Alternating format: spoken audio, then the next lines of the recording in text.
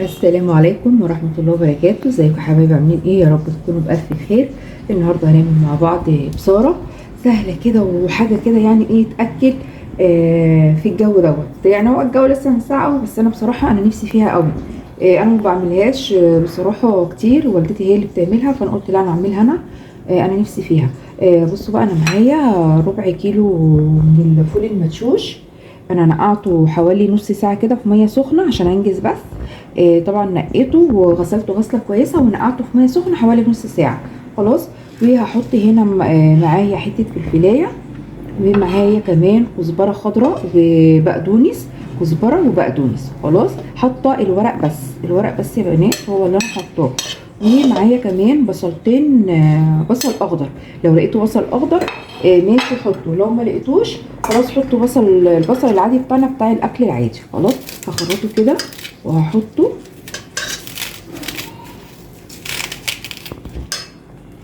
الريحه بتاعته جميله قوي قوي قوي يا بنات. ده طبعا بيتحط في الطعميه، في عجينه الطعميه بيبقى حلو قوي. خلاص. برضه هو مهم ومفيد قوي. ومعايا هنا 3 فصوص توم، ونص معلقه صغيره كمون، وحبه ملح. طبعا مش الملح دوت مش هو الكفايه يعني.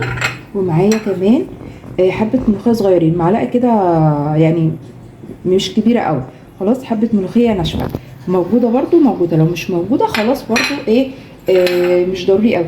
ومعايا حبه يعني عودين كده نعناع. وطبعا النعناع ده كان من بدري قوي عندي يعني، بس برضو لو موجود ماشي، مش موجود مش مشكله.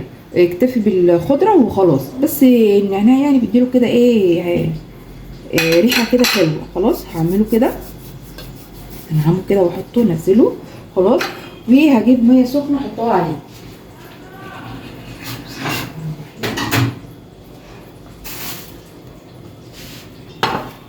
الميه السخنه اهي، عايز احطه. بسم الله الرحمن الرحيم. وهحطه على النار.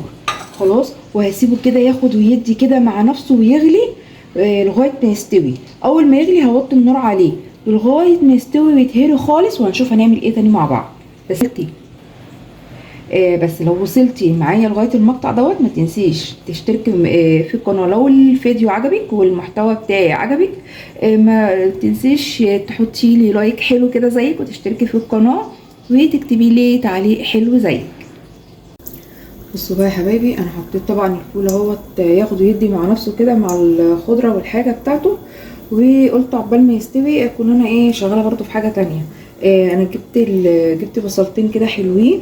قلت اخرطهم رفيع خالص كده. لو انتوا عندكم البتاع بتاعت الشيبسي اعملوه فيها، لكن انا بصراحه مكسوره عندي فانا ما عملتش، عملت كده بالسكينه. وهحمر في الزيت. جايبه طبعا حبه زيت كده احطهم كده في الحله عشان خاطر يبقوا ايه يعني كتير، يعني شويه ما احط الزيت كتير. خلاص. عشان طبعا برضو هستخدمه. بسم الله الرحمن الرحيم. محطوش كله في قلب الحله، يعني على مرتين كده. وهحمره. وبعد ما هحمره هطلعه احطه في مصفى. خلاص، عشان خاطر يفضل مقرمش. بصراحه يا جماعه انا يعني عامله البصاره ديت على طريقه الصعايده وعلى الطريقه بتاعت الناس بتوع القاهره. احنا عندنا في الصعيد بنعملها بالملوخيه الناشفه، ما بنحطش عليها خضره، وما بنعملهاش ببصل. بس بتوع القاهره هنا لا، ما بيعملوش كده، بيعملوها بخضره وبيعملوها ببصل. فانا حبيت اجمع ما بين الاتنين. انا طبعا جوزي واخد على الطريقه اللي هي بتاعت القاهره هنا، لكن انا واخده على الطريقه بتاعت الصعيد. قلت نجمع ما بين الاتنين كده ونعمل ميكس ما بينهم، وان شاء الله تعجبكم باذن الله لما تجربوها. الريحه بتاعتها جميله قوي قوي. جربوا الطريقه دي هتعجبكم يا بنات، بجد حلوه. هحمر البصل كده واطلعه ونشوف هنعمل ايه تاني مع بعض عشان خاطر ما اطولش عليكم الفيديو. انا هي لغايه ما استوت وكلت خالص هضربها في الكبه او عندكم عادي في الخلاط. خلاص. وهفضيها هنا مطرح البصل اللي انا حمرت فيه، مطرح الزيت اللي انا حمرت فيه البصل. مطرح الزيت اللي انا حمرت فيه البصل. خلاص. هفرمها كلها كده، وبالمره كمان هقول لكم عشان خاطر ايه بس مطولش معاكم. الفيديو عشان ما تتضايقوش. قشرت في السمسم وحطيتهم مع حبه ملح وهدقهم عشان ايه هترشها في وشها خلاص، عشان بس ما اطولش عليكم الفيديو. هشوف كده ونعمل ايه تاني مع بعض. بصوا يا حبايبي، عشان نسيت اقول لكم على حاجه، انا هاخد حبه بصل من البصل دوت اهو، هاخد حبه وهفرمهم مع البصاره خلاص، عشان يديني برضو طعم خلاص. حبيت بس اقول لكم على النقطه دي علشان خاطر انا نسيت، وعلشان خاطر بس ما تروحش مني خلاص. هفرم بقيه الكميه بتاعت البصاره وهرجع له.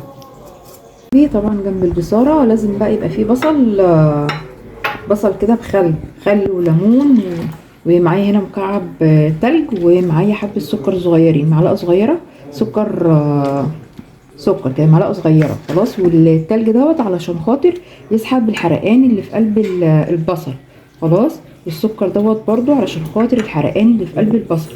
ماشي، اجيبهم كده وهروح اعمل الطشه بتاعت التومه للبصاره. عامله للبصاره طشه تومه، عشان انا قلت لكم هجمع ما بين البصاره الصعيدي والبصاره القهرويه بتاعت القاهره. ماشي، هنروح هنشوف هنعمل ايه مع بعض. اهو يا حبيبتي التومه اهيت. ماشي، ادقها بملح بس. طبعا انا في الاخر هظبط الملح والكمون، هحط حبه كمون كمان وهظبط الملح بتاعها. الزيت دوت مطرح ما انا حمرت البصل، الزيت اللي حمرت فيه البصل هو اللي انا حطاه على البصاره، ما حطيتش حاجه من غيرها يعني خلاص. هحمرها كده تصفر مش هتتحمر قوي يعني، تصفر، واروح طشها في قلب البصاره، وهتبقى كده البصاره معانا خلصت. بس لسه طبعا هنغرفها في قلب الطبق ونحط عليها البصل المحمر. لو وصلتوا بقى لغايه المقطع دوت، ما تنسوش بقى تشتركوا في القناه وتحطوا لي كومنت حلو، و اللايك يا بنات، اللايك ما تنسوش اللايك خلاص. انا كده خلاص هحوشها اهو وهحطها على البصاره. بسم الله الرحمن الرحيم. احلى بصاره ان شاء الله هتدوقوها، احلى بصاره. جربوا الطريقه ديت. على فكره انا ما بحبهاش تخينه قوي، ما بحبش البصاره تكون تخينه، بس انا هستنى ايه ان هي تتقل سيكه كده وخلاص هغرفها في قلب الطبق. ماشي خلاص يا حبايب قلبي، انا خلصت البصاره. بصوا منظرها عامل ازاي، وحطيت اهوت البصل عليها يعني، غرفتها في الطبق وسبتها تهدى كده شويه، ورشيت عليها البصل. بصوا طعمها والله العظيم تحفه تحفه. انا عماله اقول لهم يلا حرام عليكم، انا مش لا، طعمها بجد جميله. جربوها يا حبايبي وهيعجبكم طعمها ان شاء الله. هقول لكم السلام عليكم ورحمه الله وبركاته. كانت معاكم هدى عبد الحكيم.